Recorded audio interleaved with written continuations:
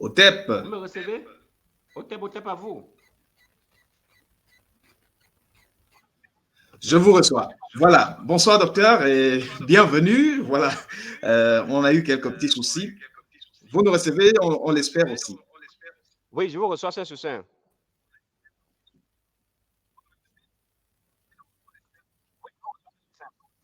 Voilà. Bonsoir, docteur. Bonsoir. On va donc mener notre entretien, on va mener notre échange.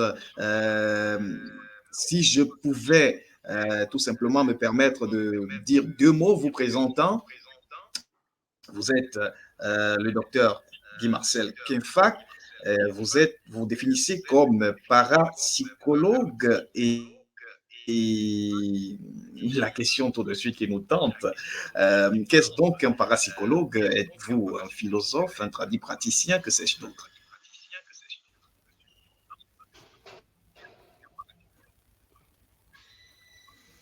Une fois de plus, merci de m'inviter sur votre plateau pour cet échange que j'espère assez captivant et instructif dans le cadre de cette communication salvatrice concernant le monde kamite. Oui, qui est-ce que je suis? Vous me posez la question, suis-je un philosophe? Suis-je un ganga? Suis-je un parapsychologue? En fait, j'ai trois titres que je défends avec fermeté. Je suis parapsychologue, je suis théologien et je suis mythologue. La parapsychologie, on nous dit que c'est l'étude des sciences du paranormal. Bon, ça, ce sont les conceptions européennes. Donc, revenu dans le contexte africain, je suis praticien. Alors, praticien dans le sens de la théorie, c'est ça qu'on appelle là-bas chez eux parapsychologue. Maintenant, parapsychologue dans le sens de la pratique, on appelle ça chez nous praticien. C'est-à-dire que je fais la théorie, j'enseigne la théorie et je fais la pratique. Voilà les deux concepts qu'il faut bien expliquer. Voilà, donc voilà le premier concept. Donc, je suis Mais parapsychologue il au sens s'agit, africain. si vous me permettez, docteur, il s'agit de la pratique et de la théorie de quoi précisément? Voilà, la théorie et de la pratique des études métaphysiques, ce qu'on ne voit pas. Quand on dit science paranormale, c'est ce qu'on ne voit pas. Donc, ce que l'être humain, à travers son entendement, ne saurait expliquer.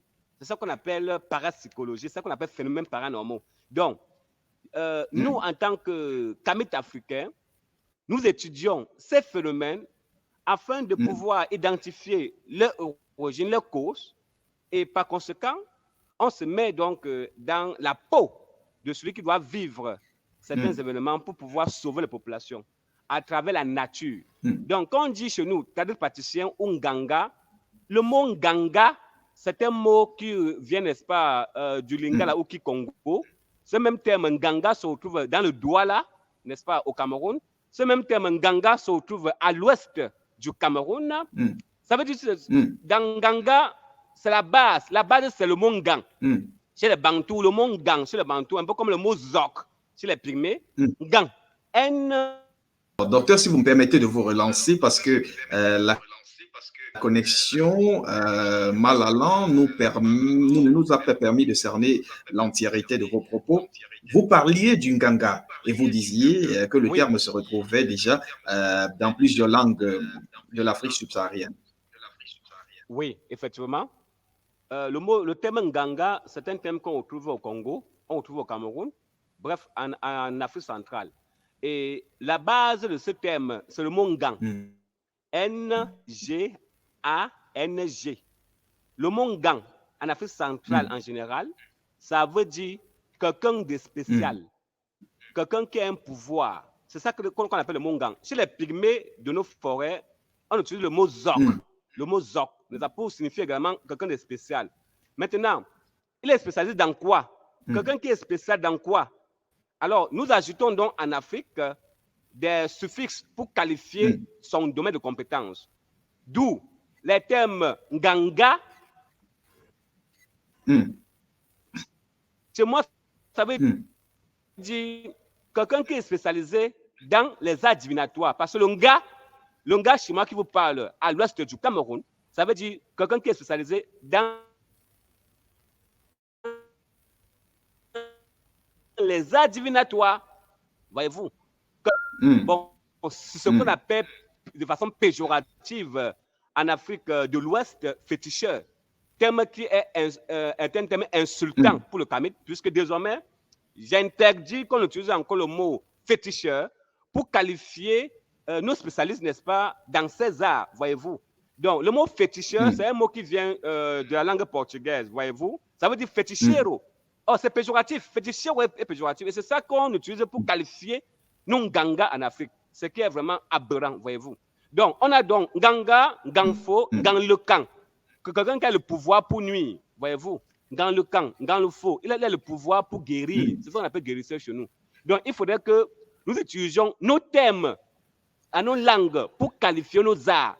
Et non utiliser les termes péjoratifs qui viennent de l'Occident pour dire ce que nous sommes. Je refuse cela. Donc, voilà un peu. Donc, je suis donc Nganga, je suis Ngangfo, donc je regroupe un peu tout ça. C'est-à-dire, Nganga veut dire la divination, on fait la voyance. Ngangfo, je veux dire, on traite, voyez-vous, on fait la voyance, après on traite, etc. Donc, voilà ce que je peux, voilà le premier volet en tant que parapsychologue africain. C'est-à-dire, j'étudie d'abord ma culture et je prends dans ma culture pour guérir les gens. C'est ça qu'on appelle parapsychologue africain ou encore traditionnel. On guérit avec la nature, en gros. Maintenant, je me définis également comme théologien. Ça, c'est mon deuxième titre. D'accord. On va se... Théologien veut dire que... Oui, je vous écoute. Oui, allez-y. Alors, je me définis donc en second comme théologien. Allez-y, docteur. Oui, je vous écoute parfaitement. Théologien, c'est un titre que je défends avec fermeté. Théos logos. Logos veut dire la science des esprits. Point final. Il ne faudrait pas qu'on vienne cromper les Africains avec les termes qui n'ont aucun sens étymologique dans les explications. On dit que c'est la science de Dieu. Quel Dieu? Il n'y a pas de science de Dieu qui soit. Les Grecs étaient des polythéistes. On dit la science des esprits. L'étude sur les esprits. Théos veut dire esprit. Voilà. Donc, j'ai donc étudié les esprits ou les dieux qu'on a présentés à l'humanité. Voyez-vous? Et pour étudier ces dieux, il faut donc prendre les textes dits sacrés dans lesquels ces dieux apparemment auraient déposé les paroles. Par exemple, j'ai étudié de fond en comble la Torah des Juifs. J'ai étudié de fond en comble le livre, la Bible, si vous voulez, Ancien Testament et Nouveau Testament, dans toutes les différentes versions, la version grecque, version septante, qui est la version grecque, la version vulgate, n'est-ce pas, qui est la version latine, et les textes modernes, c'est-à-dire français, anglais, tout ça. J'ai étudié tout ça. C'est ça qu'on appelle la théologie. Donc, j'apprends pour comprendre comment les choses ont commencé. Et beaucoup plus, c'est une théologie exégétique. Je fais ce qu'on appelle théologie exégétique.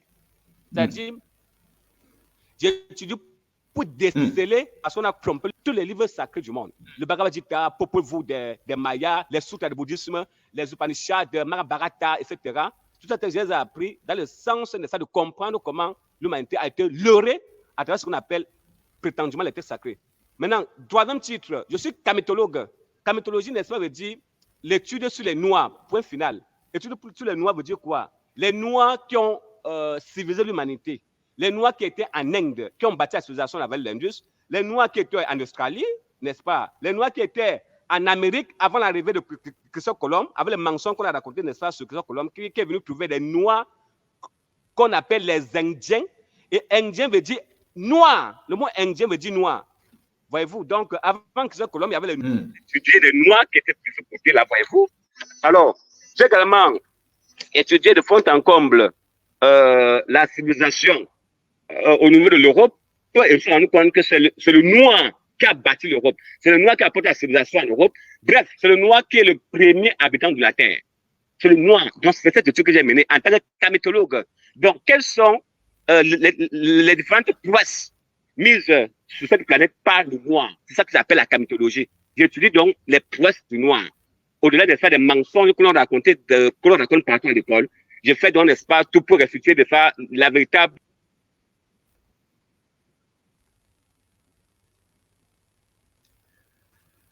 Et là, nous vous avons encore perdu, docteur. On a perdu le docteur Kenfak. Le temps juste que la connexion sur l'avoir de sitôt. Et vous qui nous regardez à la maison, vous qui prenez de court ce direct live, vous l'avez vu, le titre peut déjà vous inspirer une ou deux questions. N'hésitez pas, posez-les dans la plateforme à travers laquelle vous nous recevez. Et bien sûr, nous nous chargerons de la relayer, votre question à notre invité du jour. Je rappelle le docteur Guy Marcel Kenfak, parapsychologue. Le docteur Guy Marcel Kenfak nous a rejoint. Docteur, vous nous avez rejoint, nous nous sommes séparés de vous un instant, ou alors, pardon, je suis toujours en ligne, je suis en ligne. Quelques soucis de connexion. Alors, je vais simplement vous relancer. On était là à votre présentation, vous vous définissiez comme parapsychologue, c'est-à-dire vous vous penchez sur les phénomènes paranormaux. Et puis, vous vous définissez aussi comme théologien et bien plus encore comme kamitologue. Et ce que vous mettez dans kamitologie, c'est l'étude des prouesses des Noirs à travers le monde. Et c'est donc là le sens aussi de notre question, puisqu'on va rappeler le thème à tous ceux qui nous regardent, tous ceux qui nous prennent à l'instant, c'est bien sûr comment se rapproprier les savoirs ancestraux kamites. On voit qu'on a un point commun. Déjà, à votre présentation, vous vous définissez comme kamitologue.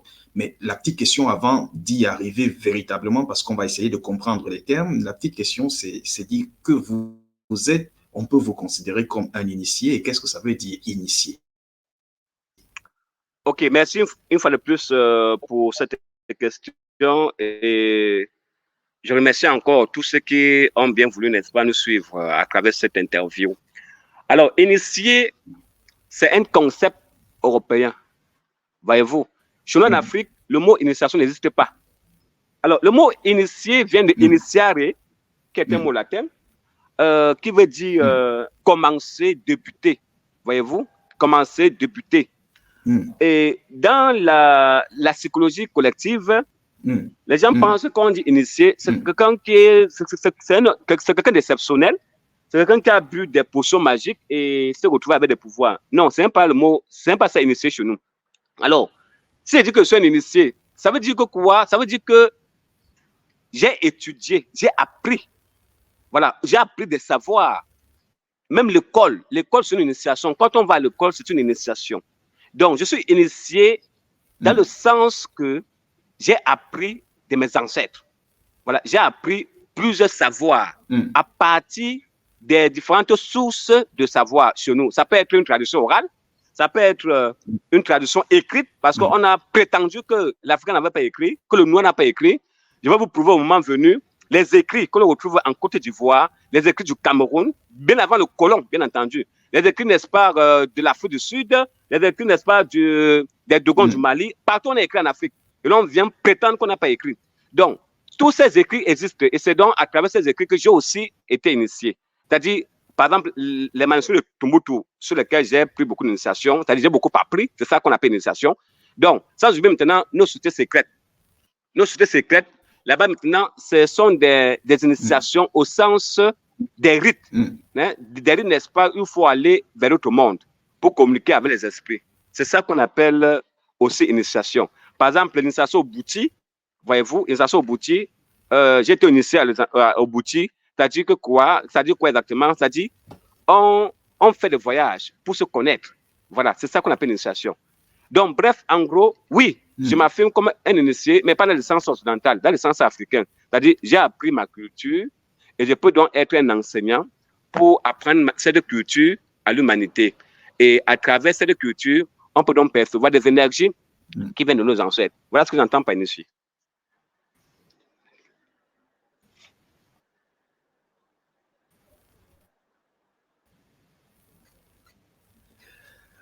Voilà qui est bien dit, docteur. Dans votre présentation tout à l'heure, cela n'a pas échappé à ceux qui nous écoutent que vous êtes théologien.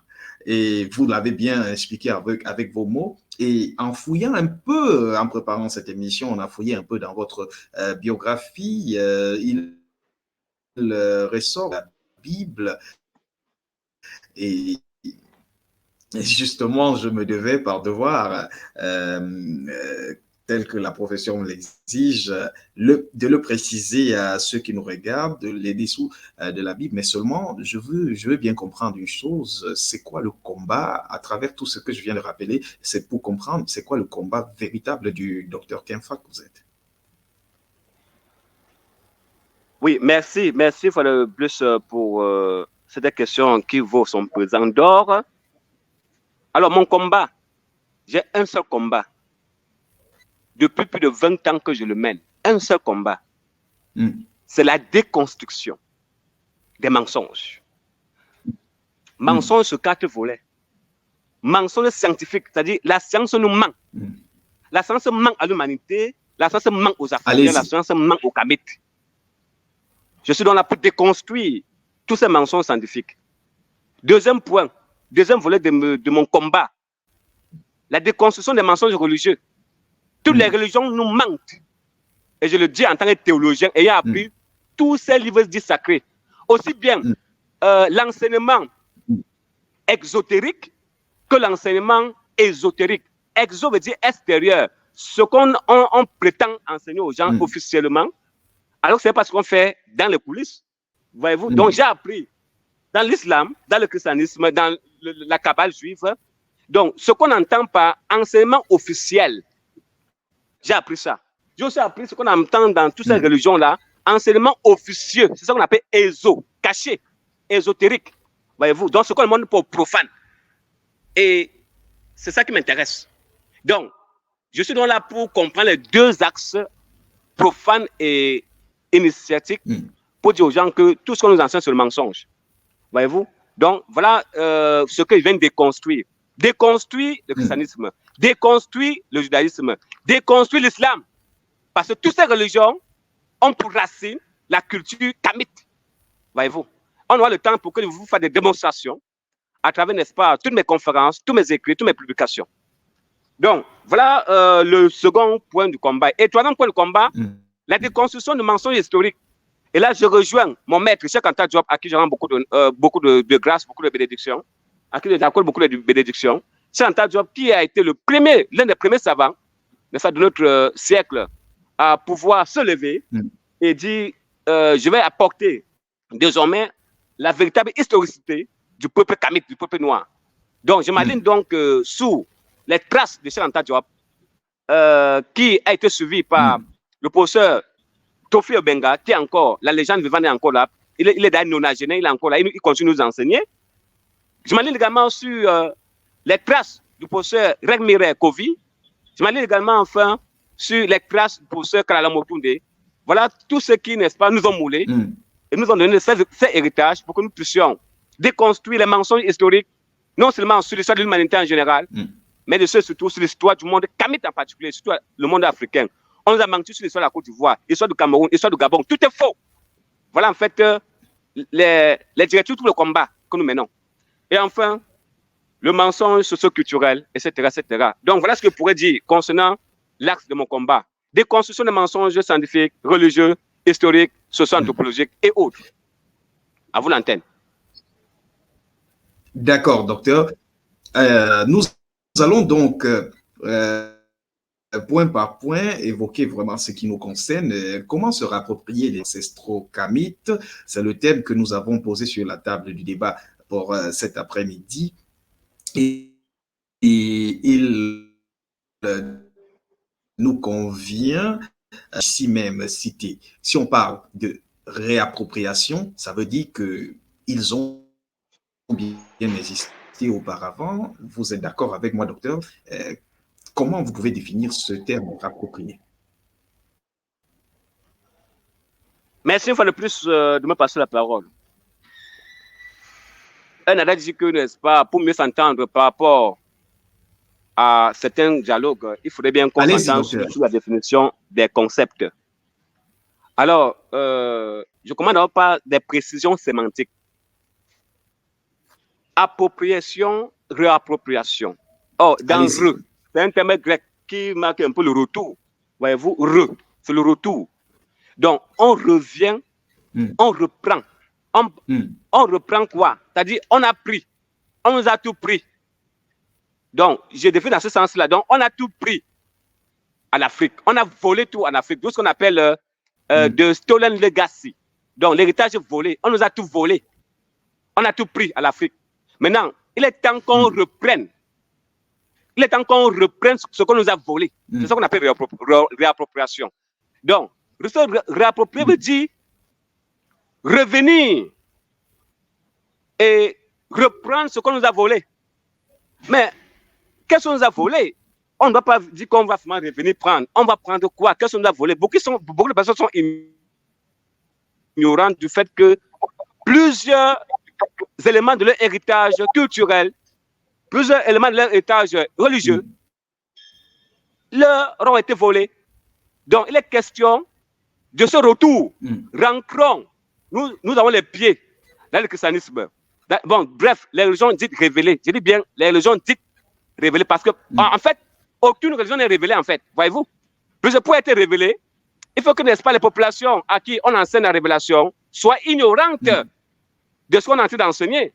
Mais il se peut que ce qu'on prétend être une révélation ne sont rien d'autre que les textes qu'on a copiés, n'est-ce pas, au Congo, au Cameroun, en Côte d'Ivoire, au Mali, n'est-ce pas, aux Ougarites, peuple ougaritique, au peuple égyptien, au peuple sumérien qui étaient des islamiques noirs, voyez-vous, au peuple dravidien, n'est-ce pas, qui est autour du côté de l'Inde, voyez-vous.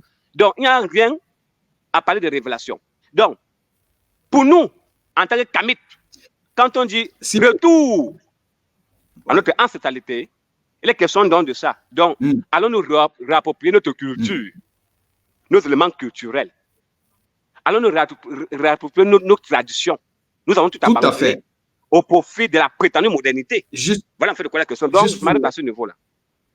Juste pour vous relancer, docteur, tout à fait, juste pour vous relancer, voyez-vous, vous avez évoqué le terme savoir, les savoirs Kami. On veut bien comprendre, c'est quoi ces savoirs? Ont-ils vraiment existé? Oui, les savoirs Kamites, pour parler de savoirs Kamites, on part d'abord par l'origine, puisque nous entrons dans ce qu'on appelle la paléontologie. Voyez-vous, les études paléontologiques ont démontré que le tout premier habitant de la Terre, voyez-vous, c'est le noir, c'est le Kamite. C'est-à-dire, quand on dit Homo sapiens là, c'est même pas le blanc. Homo sapiens, c'est même pas le blanc. Homo sapiens, c'est-à-dire l'homme qui réfléchit, sapio, veut dire en latin un jugement, intelligence, sapio. Donc, celui qui réfléchit, c'était un Kamite, ce n'était pas un blanc. Puisque le Locodème vient 295 000 ans plus tard. Je reprends. Le noir est sur la planète Terre, ça fait 300 000 ans. Ça, ce sont les études paléontologiques prouvées depuis 2017 par l'archéologue français Jean-Jacques Hublin. J'ai toute la panoplie, n'est-ce pas, de ces vestiges archéologiques. Donc, on a donc prouvé que le premier être humain qui marche debout comme nous, Homo sapiens, ça vient de l'Afrique. Et c'est 300 000 ans.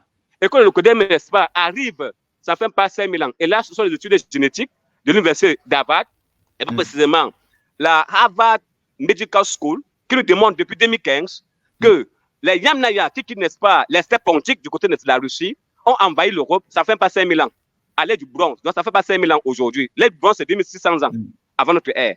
Donc, vous comprenez donc que si c'est le cas, depuis 295 000 ans, qu'est-ce que le noir a fait? C'est ça qu'on appelle se réapproprier nos savoirs. Savoir scientifique, d'abord. C'est nous qui avons mis sur pied les mathématiques. Rappelez-vous, n'est-ce pas, de l'Os Ishango, du côté, n'est-ce pas, du Congo. On parle de ça entre 22 000 et 23 000 ans, ou 25 000 ans dans tous les cas. Donc, l'Os Ishango, ce sont les mathématiques. Donc, c'est nous qui avons commencé avec les mathématiques. Par rapport à la médecine, c'est nous qui avons commencé avec la médecine. Voyez-vous, les tests égyptiens sont clairs là-dessus, à travers de ça, ce qu'on appelle les papyrus médicaux, au rang desquels le papyrus d'Ebers. Et quand on dit Ebers, ce n'est pas le nom, n'est-ce pas, du papyrus. Il s'agit en fait du nom du bandit allemand qui allait, n'est-ce pas, piller nos temples, n'est-ce pas, en Égypte pour prendre tous ces textes et aller, n'est-ce pas, remplir le musée de l'autre côté, voyez-vous. Donc, c'est ça qu'on appelle le papyrus d'Ebers. Donc, c'est nous qui avons appris le droit aux gens. C'est nous qui avons appris toutes les sciences. C'est le noir qui a appris à l'humanité. partout où le noir est passé, il a déposé cette civilisation. C'est ça qu'on appelle les savoirs, hein, les savoirs kamites. Donc, la religion, c'est le noir. C'est lui qui a appris pour la première fois comment prier. Vous ne pouvez pas être les premières civilisations à qui Dieu a parlé, et l'on vient vous dire 295 000 ans plus tard que nous ne savions pas comment prier Dieu. Quelle absurdité, dames et messieurs. Donc, les savoirs dont... Alors, si on la population fasse tous ces savoirs, ça ne fait pas. Celui qui a montré la je vais juste vous relancer. Je vais vous relancer. Je vous suis. Vous me permettez de vous relancer comme ça, on va poursuivre. Alors, si donc il est établi tout ce que vous dites, le noir était donc le premier être humain sur la Terre, et l'Homo sapiens, vous l'avez dit, c'est donc l'ancêtre, et nous voulons donc dire, c'est l'ancêtre de l'humanité. Et lorsqu'on parle donc des savoirs ancestraux, lorsqu'on parle des savoirs de nos ancêtres, il s'agit bien de nos ancêtres les Noirs, c'est-à-dire que toutes les autres races sur la Terre peuvent se revendiquer, elles aussi, de ces savoir-faire, de ces savoirs ancestraux. Nos ancêtres ne nous appartenaient pas qu'à nous. Ok, je vais apporter la réponse à votre préoccupation légitime. Dans mes propos, j'ai bien dit ceci. Le kamite, le noir, le mélanodème, est la toute première personne a été fabriquée parce qu'ils ont appelé les dieux. Parce qu'il n'y a pas un dieu, ce sont les dieux. Puisque le premier texte de la Bible qui a été falsifié, Bereshit bara Elohim, ça c'est Genèse 1.1 en langue à la langue, n'est-ce pas, aramienne là-bas, ou en langue hébraïque, c'est Bereshit bara Elohim.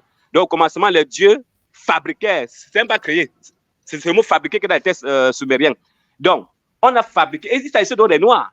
Et c'est 295 000 ans plus tard que l'on fabrique le leucodème. Il faut bien qu'on soit clair là-dessus. Qu'on fabrique le leucodème.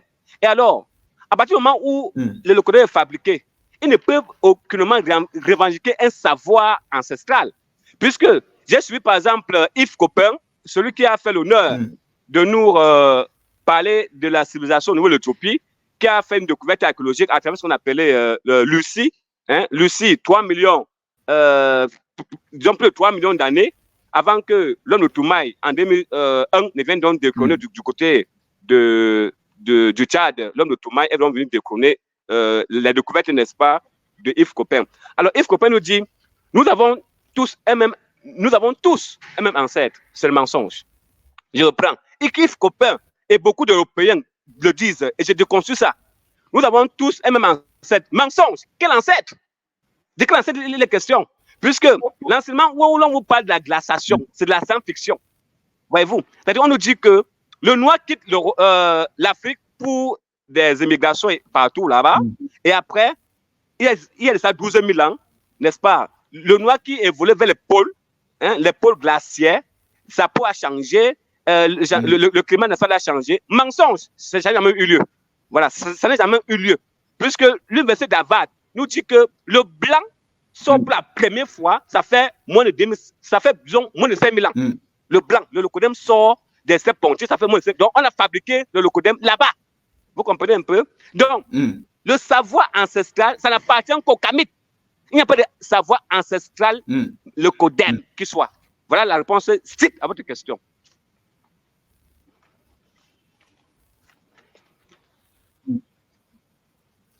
Et donc, merci pour cette réponse, quoique quelqu'un pourrait vous apporter la contradiction, et c'est tout à l'honneur même de ce débat que nous voulons susciter. Si vous nous regardez, n'hésitez pas à laisser votre commentaire, et bien le docteur Kefa, qui est encore avec nous, se chargera forcément de répondre à votre question du moment où il y est.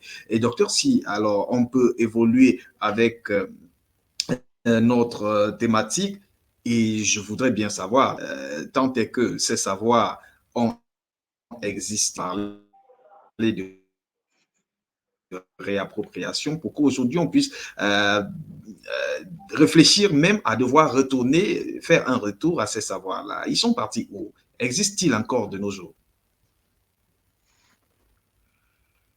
Oui, merci une fois de plus pour cette autre question.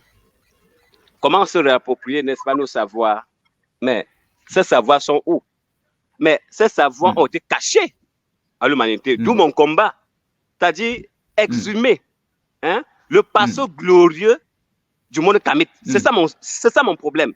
Donc, il faut qu'on exhume le passé glorieux de nos ancêtres. Mais où est donc ce passé glorieux? C'est caché dans des bibliothèques interdites au public. C'est caché au Vatican. C'est caché par la CIA. Allez, n'est-ce pas, au musée naturel, n'est-ce pas, du côté des États-Unis, là-bas, vous allez voir. Tous ces textes, n'est-ce pas, qui viennent d'Afrique, on a pillé nos savoirs culturels. On a pillé les statues chez nous. Prétendument, n'est-ce pas, on a dit que ce sont les statues, n'est-ce pas, des démons, voyez-vous. On a pillé au Congo, on a pillé au Gabon, pillé au Cameroun, on a pillé en Côte d'Ivoire, pillé partout, pour aller remplir des musées, voyez-vous. Donc, quand on dit se réapproprier nos savoirs, il faut d'abord qu'on demande aux voleurs et à leurs receleurs de restituer toutes les statuettes et statues qu'on a volées à l'Afrique. Ça se retrouve où? Au musée des terres Vurin du côté de la Belgique. Ça se retrouve à la bibliothèque au Vatican, au musée du Vatican là-bas. Ça se retrouve où? Au British Museum. Ça se retrouve, n'est-ce pas, au musée des soins naturels aux États-Unis. Tous nos savoirs sont là-bas. Ils ont volé là-bas, c'est là-bas que c'est gardé, voyez-vous. Donc, il faudra, quand on dit réapproprier, faites d'abord rentrer nos éléments culturels. Parce que, voyez-vous, quand on dit statue ou statuette, ce n'est pas un objet d'art. Il s'agit là, n'est-ce pas, des effigies de notre divinité. C'est ça qu'on appelle statuette sur le plan socio-anthropologique. Il s'agit en fait de faire des effigies qui représentent nos divinités. Mais on a ramassé ça pour aller avec, prétendument dire que ce sont les démons. Aujourd'hui, ça fait ancrer des devises dans les musées en Europe, à l'Occident en général, voyez-vous. Donc, pour se l'approprier de ces connaissances, il faut d'abord désaliéner les Kamites. Il faut d'abord désaliéner les Africains. Désaliénation sur le plan scientifique, c'est-à-dire, on leur a menti que un certain Pythagore est l'auteur des mathématiques, voyez-vous. On leur a menti que un certain Hippocrate, celui qui est venu avec la médecine, on a menti que, non, qu'on arrête un peu là. Personne d'eux, mesdames et messieurs, personne de ces gens qu'on vous raconte là, n'est l'auteur des thèses attribuées. Voyez-vous, personne. Voilà, parce que c'est l'Afrique qui est la mère de toutes les sciences. C'est en train de la prouver.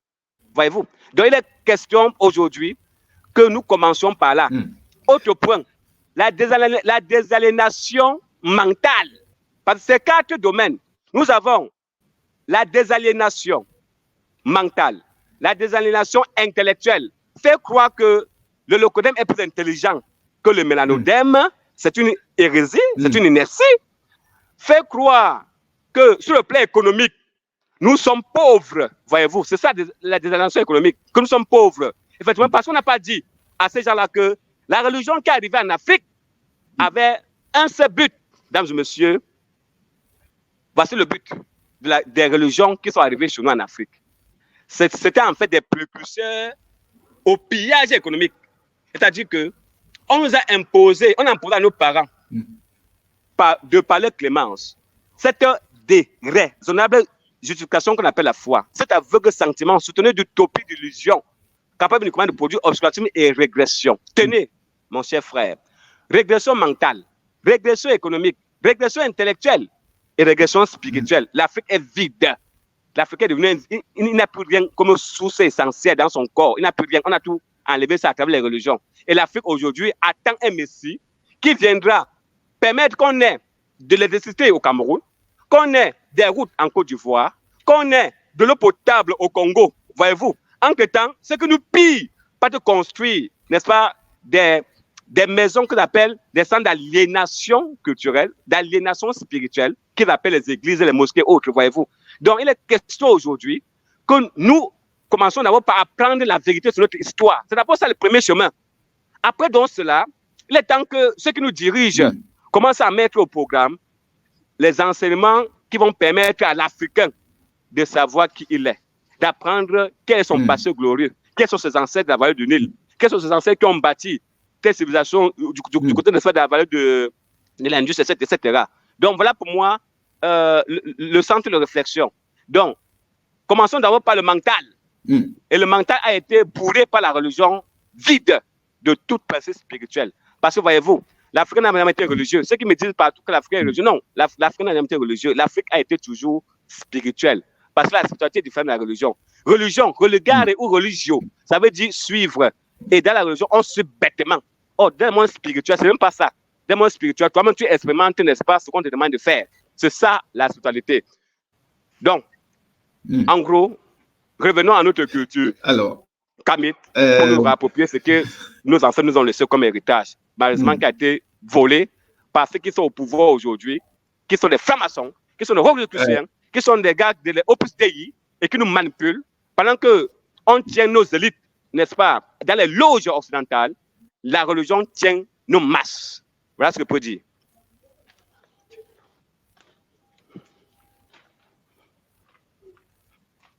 Docteur, c'est quand même assez grave ce que vous faites comme révélation, mais on va certainement revenir sur le chemin et le canal ancestraux, mais seulement je voulais, est-ce que, tenant un tel discours, vous ne craignez pas qu'on vous taxe de pleurnichard, pessimiste même d'ailleurs quant au devenir de ce continent qu'est l'Afrique, quand vous dites par exemple que le continent a été vidé de toute sa spiritualité, alors qu'on observe on observe un mouvement un peu plus contraire. On peut même désormais penser à une sorte de renaissance de renaissance culturelle sur le continent. Est-ce que vous ne craignez pas d'être très vite rabattu dans le camp des complotistes?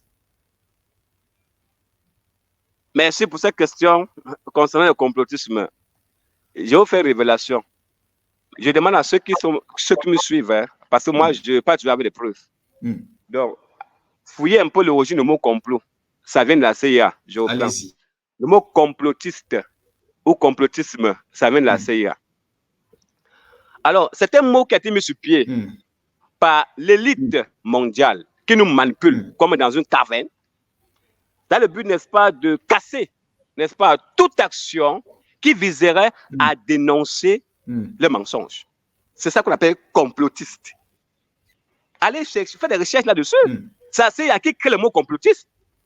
Pour taxer, n'est-ce pas, toute personne qui oserait mettre les yeux sur les actions machiavéliques, les actions secrètes qu'on mène pour leurrer l'humanité. On vous appelle complotiste. Si c'est dans ce sens, oui, je m'affirme comme complotiste. Dans le sens que on dit que je fais des révélations qui sont sans fondement, qui donneraient, n'est-ce pas, à penser que nous sommes manipulés. Bon, vous savez, l'humanité a toujours fonctionné ainsi, comme dans la caverne. Dans la caverne, celui qui fait l'effort de sortir de la caverne sera vite vilipendé. Mettez ça en tête, vous qui me suivez là. Ça, c'est l'enseignement authentique africain, Kamit. Donc, pour nos ancêtres, nous sommes tous dans la caverne, attachés, avec des chaînes. C'est qui donc le sage, au sens égyptien du terme? C'est qui le sage? Le sage qu'on appelle chez nous en Égypte Seba, c'est celui-là qui a fait l'effort de sortir de la caverne. Et quand il sort de la caverne, il se rend compte que c'est du mensonge qu'on raconte depuis là. Et voilà donc qu'il veut donc retourner dans la caverne. On lui dit, si tu retournes, tu la fermes. Voilà. Or, moi, je ne suis pas prêt à la fermer parce que je suis le sage au sens égyptien du terme, c'est-à-dire l'enseignant. Le mot sage, il y a que, quand on voit la graphie égyptienne, il y a un monsieur qui est couvert avec un bâton. C'est un enseignant, c'est ça qu'on appelle chez nous le sage, qui est devenu Sophos dans le grec. Ouais, on prend la même racine, SB est devenu SBH ou SF. C'est devenu Sophos. Seba est devenu Sophos, donc le sage. Voyez-vous. Donc, je me considère comme ce sage qui est allé dans la lumière et qui retourne dans les ténèbres et qui n'a peur d'aucune action intimidatrice, voyez-vous. Parce que tous ceux qui vont se lancer dans ce chemin vont rapidement être influencés parce que beaucoup sont dans les loges. Oh, je ne suis dans aucune loge occidentale, voyez-vous. Donc, mon âme n'est aucune part où on pourra appuyer sur un âme pour que tombe comme ça dans ma cabot, c'est impossible. Donc, voilà pourquoi je dis que mon action, c'est avec les ancêtres. Parce que les ancêtres ont dit, lève-toi, sauve le monde, sauve les Kamites. Et quand on dit sauver, ce n'est pas un sauvetage abstrait, au sens critique du terme, il s'agit d'aider les gens à sortir de la caverne. C'est-à-dire, on quitte un état de délabrement mental, économique, culturel, spirituel, pour un état un peu plus agréable. C'est ça qu'on appelle chez nous Yissa, que les bandits ont copié pour aller fabriquer le Issa musulman, ou le Yissou, qui est le poulard au niveau des langues de l'Afrique de l'Ouest. Yissou ou Yissa ou Yesha, ça veut dire venir en aide, ça renvoie au salut. Voilà tous les termes qu'on a copiés chez nous pour aller fabriquer un Jésus mythique dans les religions occidentales, voyez-vous. Donc, voilà ce que pourrait dire mon cher frère relativement à votre question. Donc, rassurez-vous, comme taxe de tous les noms d'oiseaux, mon combat est infaillible face aux ancêtres.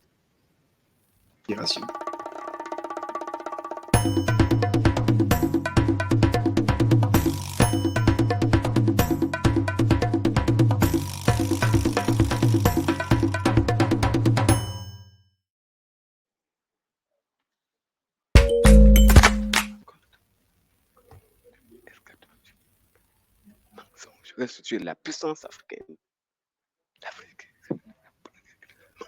Voilà, docteur, nous y sommes. Alors, la question centrale, comment on fait justement pour se réapproprier notre savoir, comment on fait en quelque sorte pour ce retour aux sources, si on devait ensemble définir une sorte de, voilà, de chemin étape après étape, mais est-il même déjà possible de se le approprier? Bien sûr que si. On peut se réapproprier notre héritage volé, voyez-vous. Maintenant, il y a des étapes pour parvenir à le faire. Il y a des étapes. Alors déjà, nous avons des leaders politiques en Afrique qui sont déjà en train, n'est-ce pas, de permettre que nous puissions nous réapproprier notre héritage politique, voyez-vous, notre souveraineté. C'est déjà une très bonne chose. Et il faut dire merci à tous ces leaders qui bagarrent corps et âme pour que l'Afrique retrouve sa dignité, sa souveraineté sur le plan politique, sur le plan économique. C'est déjà une très bonne chose. Voilà. Mais pour moi, en tant que Kamit, le premier axe de la réappropriation, c'est notre spiritualité. Celui qui n'a pas compris ça n'est pas Kamit. Je reprends. Vous ne pouvez pas vous définir en tant que Kamit sans commencer par la spiritualité. Parce que pour nous, en tant que Kamit, la spiritualité a toujours guidé les pas de nos ancêtres. Vous comprenez un peu? Donc, le premier chemin à faire, c'est notre spiritualité. Oui, mais il s'agit et de pour quoi? arriver à cela... Qu'est-ce que vous mettez dans spiritualité, docteur? Parce que celui qui nous écoute, le commun des mortels qui nous écoute, qu'est-ce que vous mettez dans spiritualité? Puisque vous avez dit ce n'est pas la religion, mais c'est de la spiritualité. Qu'est-ce que vous mettez là-dedans? Et qu'est-ce que vous mettez dedans? Oui, merci une fois de plus. Le mot spiritualité, dans spiritualité, il y a le mot spirit. On a le mot anglais spirit, ça veut dire esprit.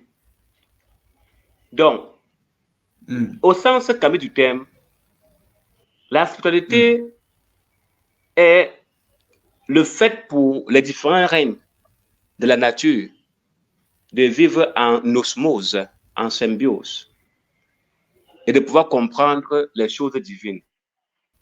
Parce que, voyez-vous, pour l'Africain, Dieu a mis dans chaque élément son essence. Chaque élément qui existe, ça peut être les plantes, ça peut être le règne minéral, ça peut être le règne animal. Chaque élément qui vit, le règne humain, a une essence divine en lui. Alors, pour l'Africain, il était donc question pour chaque règne de pouvoir vivre en harmonie avec Dieu. Et pour ce faire, pour nous, il fallait tout simplement cette interaction. Donc, comment l'humain peut vivre en harmonie avec la nature? C'est ça qu'on appelle la spiritualité.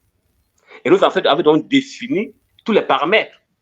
Ce qui fait que quand l'Européen arrive, il voit un Kamit, un Africain, qui parle à l'arbre, qui parle à l'eau, voyez-vous, qui parle aux objets inanimés.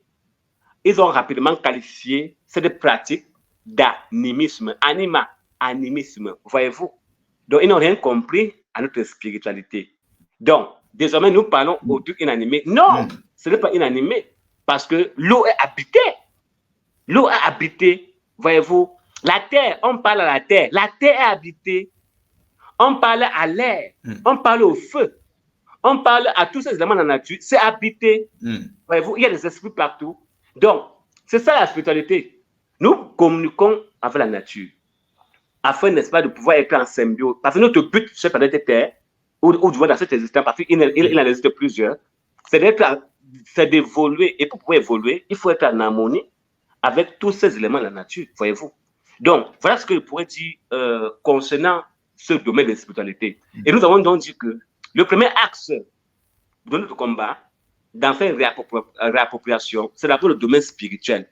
Et pour se réapproprier, il faut d'abord quitter, avec tout en majuscule, quitter les religions dites révélées, qui ne sont que les impostures en Afrique, voyez-vous. La religion a commis du mal à près de 90%, voyez-vous, et 10% c'est un peu du bien. Comme quoi? Comme, n'est-ce pas, les écoles qu'on a construites partout, les hôpitaux, c'est 10%. 90%, c'est le vol, c'est tout. Maintenant, quand on a donc quitté toutes ces religions, c'est-à-dire judaïsme, christianisme, judaïsme, christianisme et l'islam, c'est pas tout. Et les loges prétendument philosophico-ésotériques, je reprends, les loges occidentales prétendument philosophico-ésotériques, c'est-à-dire la Rose-Croix, la franc-maçonnerie, l'Opus Dei, qui englobe les prêtres, qui manipulent tous les prêtres, n'est-ce pas, du côté des catholiques là-bas, dans les sectes là-bas. Donc, quand on aurait quitté ça, notre âme sera libre. Parce que voilà les gens qui tiennent notre âme. Et on a dit spiritualité veut dire spirit, il y a l'esprit. Donc, libérer notre esprit, c'est le premier champ de bataille. Libérer notre esprit dans le monde religieux, libérer notre esprit dans le monde des loges occidentales. Quand on aura reçu cela, maintenant, nos leaders qui vont prendre le pouvoir, parce que ce sont désormais les kamites, ils vont donc revoir notre système éducatif. Ils vont revoir notre éducation. Ils vont revoir le progrès éducatif. Rappelez-vous, mon ancêtre, Patrick Lumumba, avait dit avant de mourir, que le moment viendra où l'histoire qu'on va enseigner en Afrique ne sera plus celle-là qui est pensée dans les officines académiques, n'est-ce pas, de l'Europe. C'est-à-dire, ce qu'on pense à l'ONU, ce qu'on pense à l'UNESCO, ce qu'on pense en France, ce qu'on pense en Belgique, ce sera fini. Parce que notre histoire, c'est une histoire qui nous a enseigné un passé glorieux, comment nous avons civilisé l'humanité pendant 295 000 ans. On était seuls, aucune race sur la planète Terre, aucune autre race. Voilà notre progrès éducatif. Et qu'on enseigne la vérité sur notre éducation, qu'on enseigne la vérité sur la science africaine, qu'on enseigne la vérité sur la religion africaine, qu'on enseigne la vérité sur notre patrimoine culturel. Voyez-vous, quand on dit par exemple culte des ancêtres, les gens ont peur. Quand on dit culte des ancêtres, les gens ont peur parce que ce sont les démons. On leur a appris que ce sont les démons. Voyez-vous, on a plus confiance en nous-mêmes. Alors que oublier notre passé, c'est un danger grave sur le plan karmique. Je reprends. Oublier tes ancêtres, c'est un poids karmique. Ce que je dis, c'est un peu la blague. Il faut être initié à l'Iboka. Il faut être initié au boutique pour comprendre quand on parle avec les ancêtres, quand on a mangé au bois sacré. On nous le dit. Pourquoi vous nous abandonnez? Ça, c'est le vrai propos. Pas vos histoires de Jésus qui dit mon père, pourquoi tu m'as abandonné? Il est question de la pratique. Donc, quand nous faisons nos voyages astro, dans nos voyages initiatiques, nous avons nous poser cette question. Pourquoi vous nous avez abandonnés? Voyez-vous? Donc, voilà, quand on a donc mis sur pied le paramètre éducatif, maintenant, on va donc prendre le volet économique, socio-culturel et autres. Donc, voilà pour moi, en tant que kamitologue, les éléments qu'il faudrait aligner pour que l'Afrique, un jour, reprenne du poil de la bête.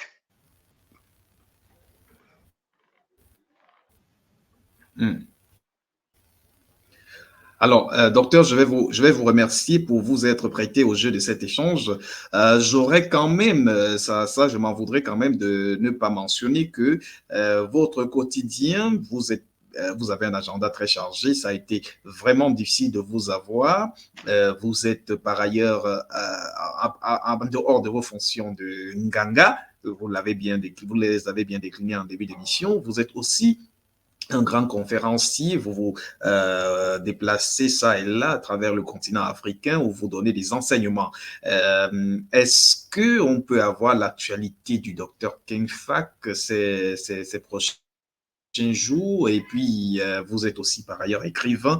C'est quoi le dernier bébé en date? Je vous ai vu aussi en train de faire de donner des conférences dédicaces. Oui, par rapport à la station, je suis écrivain, je suis un auteur, je suis écrivain. Mon dernier livre, mon tout premier livre, c'est dans le monde de la médecine. Mon tout premier livre est intitulé Sida, vaccin et Ebola, entre manipulation mentale et génocide humain programmé. J'ai déconstruit tous ces mensonges dans le monde de la science. On veut prétendre qu'il y a une population en Afrique qui est bien placée pour recevoir le sida. On vient prétendre qu'Ebola n'a choisi que les Noirs. On vient prétendre que tous les programmes de vaccination, des brigades, de tous ces criminels du monde, c'est orienté pour sauver les Africains. Que des leurs, que des leurs. Je présente toute la panoplie des textes déclassifiés, s'il vous plaît. Dans mon ouvrage, je parle avec les textes déclassifiés. C'est quoi des déclassifications? D'abord, classifier veut dire quoi?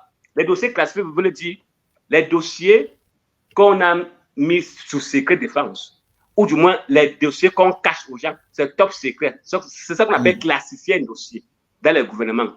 Maintenant, déclassifier veut dire que ce n'est plus secret. Comme aux États-Unis, par exemple, il y a une loi de Freedom of Information Act aux États-Unis qui autorise tout citoyen américain de pouvoir, après 25 ans, n'est-ce pas, de cover-up, c'est-à-dire dossier classé top secret, après 25 ans, tout citoyen américain est autorisé à demander au Sénat qu'on déclassifie tel ou tel document, tel ou tel dossier. Et dans cette déclassification, il y a un texte qui m'a intéressé, National Security Memorandum 200, rédigé par Henry Kissinger, qui est mort après de 100 ans. C'est lui, en 1974, qui pense ce programme qui sera implémenté plus tard en Afrique pour génocider à travers le vaccin les populations africaines. Vous voyez, donc c'est dans le but de cet ouvrage. J'ai déconstruit le sida qui n'existe pas. Parce que le sida, c'est une fabrication en laboratoire des produits dont le but est d'affaiblir le système immunitaire des Africains en plus, beaucoup des Noirs en fait, parce que aux États-Unis, quand le sida commence, ce n'est même pas le mot sida qui existe. Hein, voyez-vous? Donc, ce n'est pas le mot sida. C'était un truc concernant les gays, c'est-à-dire les homosexuels. Maintenant, ils se sont levés, on a donc changé la définition, n'est-ce pas, d'avant en sida, voyez-vous. Donc, vous voyez donc que c'est un truc qui évolue en fonction des cultures. Voilà le premier ouvrage que j'ai écrit. Malheureusement, personne n'a voulu publier. Personne n'a voulu publier parce que chacun avait peur, voyez-vous. Second ouvrage, les dessous de la Bible. Nous sommes en 2010. Les dessous de la Bible.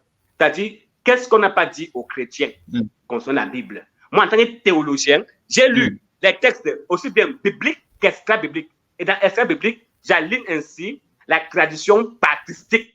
Et quand on parle de patristique, il s'agit des pères de l'Église, voyez-vous, les pères de l'Église. C'est-à-dire, j'ai lu les Tertulliens. Bon, commençons déjà par ordre. Il y a Papias. J'ai lu Papias, ce sont les pères de l'Église. Papias, j'ai lu Saint-Irénée, j'ai lu aux Nations de Tertullien, j'ai lu Histoire ecclésiastique, n'est-ce pas, de Sèbre de Césarée, j'ai lu Saint-Augustin, j'ai lu Saint-Jérôme, j'ai lu tous ces gens-là, Origène. Donc, tous ces hommes-là, s'il vous plaît, étaient des Noirs. Étaient des Noirs cabiques, comme le charbon. Voyez-vous? Donc, on les a blanchis. Donc, voilà aussi un pan de l'histoire qui cherche à déconstruire. On a blanchi tous les personnages. Est-ce que vous savez, vous qui me suivez, est-ce que vous savez que Montesquieu était noir? Est-ce que vous savez que tous les rois de France étaient de noirs? Est-ce que vous savez que ceux qui ont hérité le trône britannique et qui sont nommés les Locoden, ils ont volé ça aux noirs en Grande-Bretagne? Voyez-vous? Donc, voilà, c'est ça que la question. Donc, il faut déconstruire le mensonge à tous les niveaux. Voyez-vous? Et le moment est arrivé, nous sommes allés du verso. Voyez-vous? Donc, j'ai donc écrit cet ouvrage où j'ai donc pu déterminer qu'en fait, on a l'heureux l'humanité, puisque la Bible, ce sont des fabrications mythologiques. On a copié dans les textes sumériens. Et j'ai tous les traces, j'ai mis en exergue tous les textes qu'on a volés. Chez nous, les Noirs, qui habitaient Sumer, les Noirs qui habitaient la Palestine, hein, bon, ils appellent ça Canaan, au Canaan, ou c'est pas trop, la Palestine, c'était un territoire. Les textes d'Ougarique, ceux qui habitaient la Syrie, aujourd'hui qu'on appelle la Syrie, parce que l'archéologie de la zone qu'on appelle Ras Shamra a prouvé que les dieux de la religion ougaritique, ce sont ces mêmes attributs qu'on a volés et on allait fabriquer les Yahvé et les El, qui ont mensongèrement traduit tantôt par El Shaddai, tantôt par Adonai. Oh, le mot Adonai, c'est un mot égyptien. Ça vient de Aton Aï. Aton Aï. Aton, c'est un dieu égyptien, le dieu solaire, voyez-vous. Donc, voyez, donc c'est ça que la question. Voilà donc le deuxième ouvrage. Le second ouvrage, le dernier en date, c'est la face cachée des auteurs de la Bible. Voilà. Je m'interroge sur ces auteurs. J'ai vu dans les prêtres, les papes. Venez me répondre à cette question. Quand on dit livre de Moïse, c'est Moïse qui a écrit. Quand on dit évangile de Paul, c'est pas évangile de Matthieu, de Marc. Quand on dit épître de Paul, est-ce que ce sont ces auteurs qui ont écrit? Non. C'est de la fabrication pure et simple. Parce qu'aucun apôtre n'existait. Et avec les preuves à l'appui. Donc voilà de quoi les questions par rapport à ces derniers ouvrages en date. Et les autres ouvrages sont en coulisses, comme la face cachée de l'islam. Tous ces ouvrages sont là pour déconstruire le mensonge de l'islam, où on a fabriqué le Coran au 9e siècle et on prétend, n'est-ce pas, à une révélation. Voilà, en fait, tous ces ouvrages, c'est cette bombe en termes de science qui arrive. Donc, je m'arrête un peu là par rapport aux différents ouvrages qui m'incombent. Donc, mon quotidien est parsemé, comme vous l'avez dit, de conférences. Alors, oui, il y a les conférences qu'on anime sur Telegram, la plateforme Telegram, qui peut prendre plus de 200 000 personnes. Il y a les conférences qu'on anime sur les groupes WhatsApp. Il y a les conférences qu'on anime au niveau de Facebook. Il y a les conférences qu'on animait. Malheureusement, on a fermé ma chaîne YouTube parce qu'on prétend que je suis un danger intellectuel. Donc, je n'ai plus accès à ma chaîne YouTube parce que, voyez-vous, quand j'ai commencé à démontrer toutes les preuves qui montraient comment c'est le noir qui a été le premier à habiter l'humanité, ma chaîne a été fermée sans autre forme de procès. Donc, vous comprenez donc vraiment d'où vient la peur. La peur n'est pas du côté de celui qui dénonce, la peur est du côté de celui qui a caché la vérité, n'est-ce pas, au dénonçateur. Voilà un peu la situation.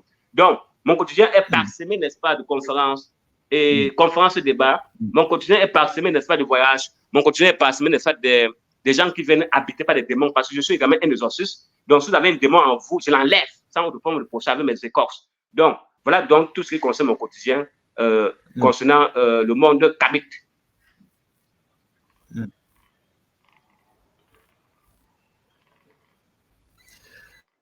Alors, vraiment, merci, docteur. Malgré toutes ces occupations, vous avez bien voulu consacrer 1 heure de votre temps pour échanger avec nous, bien plus qu'1 heure. Et cela, vous voyez vraiment, vous nous envoyez ravis. Docteur, nous allons vous laisser vaquer à vos occupations, mais seulement nous voulons vous faire promettre que ce n'est pas la dernière fois, que nous pourrions vous revenir et qu'à la prochaine sollicitation, on a des chances de vous avoir. Oui, merci. Je remercie vous, le présentateur qui m'avait pris la peine de m'inviter. C'était un honneur pour moi de parler sur Radio Kamit. Et Radio Kamit, il faut bien le préciser parce que plusieurs chaînes ont peur de m'inviter, que ce soit la télévision ou la radio, ils ont peur de m'inviter. Parce que comme je parle avec vous là, c'est comme ça que je m'exprime partout. Je ne cache rien et je n'ai peur de rien, voyez-vous. Donc, quand on est face aux mensonges, on parle sans langue de bois. On parle sans embâche, voyez-vous. Donc, rassurez-vous, je serai toujours présent à vos futures sollicitations dans le but, n'est-ce pas, d'éclairer la lanterne de plusieurs personnes qui se retrouvent encore dans la caverne scientifique, caverne religieuse, caverne socio-culturelle, caverne historique, pour que nous puissions ensemble sortir du monde des ténèbres pour le monde intelligible. Et je ne saurais, n'est-ce pas, finir mes propos sans remercier mes ancêtres qui sont bien réels et qui ont bon voulu, n'est-ce pas, me donner cette énergie pour pouvoir répondre à votre question, parce que je ne fais rien sans leur accord. Donc, ils m'ont donné cette énergie de pouvoir venir donner quelques points de vue concernant ce carnaval qu'on avait prévu pour cet échange. Donc, je leur dis merci et je dis également à tous ceux qui me suivent que le retour à nos ancêtres, à notre ancestralité est déjà acté. Donc, plus rien ne pourra plus nous faire reculer. Et merci à vous et que nos ancêtres qui sont bien réels soient avec vous. Otep, Otep, Otep.